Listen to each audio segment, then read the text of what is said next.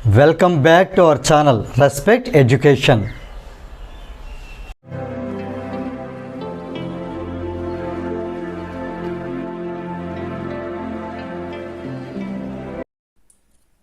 ఈ వీడియోలో మనం ఎక్సర్సైజ్ 8Bలో క్వశ్చన్ నెంబర్ 17 ఎలా సాల్వ్ చేయాలో నేర్చుకోబోతున్నాం.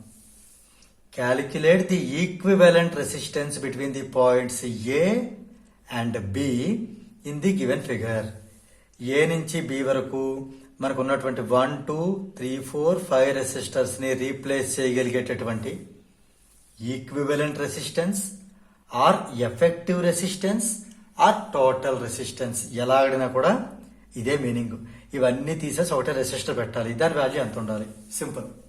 ఇప్పుడు మనం ఇక్కడ అబ్జర్వ్ చేసినట్టయితే ఏ నుంచి వెళ్ళిన కరెంటు ఇలా, ఇది 1 ఇలాగ పైనుంచి వెళ్ళి ఇలా కిందకు వస్తుంది.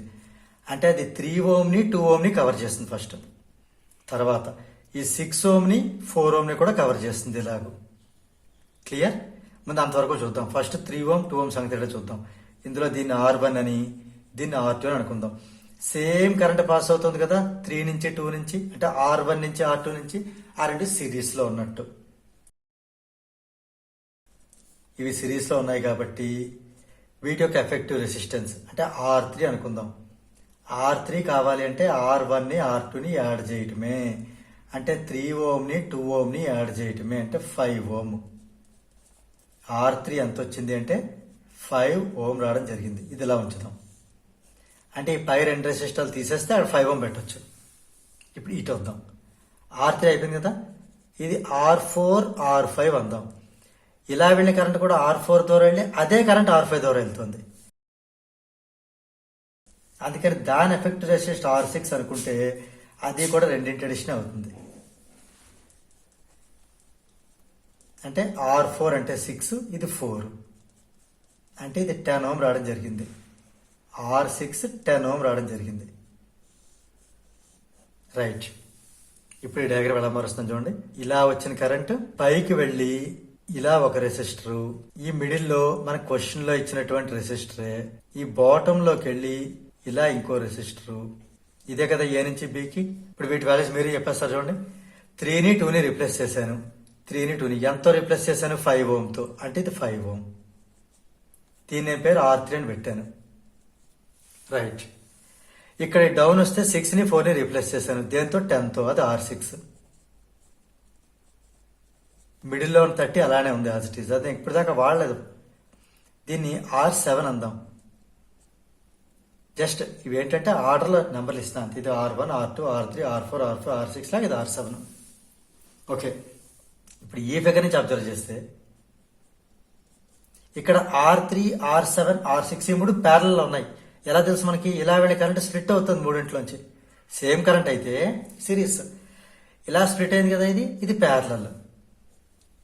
R3 parallel to R7 parallel to R6. Parallel లో ఉంటే మనం ఏం చేయాలి? రెసిప్రోకల్స్ ని యాడ్ చేయాలి. 1/RP ఈక్వల్ టు డైరెక్ట్ గా R3 plus R7 plus R6 కాదు, 1/R3 plus 1/R7 plus 1/R6. ఈ వాల్యూ 1/RP.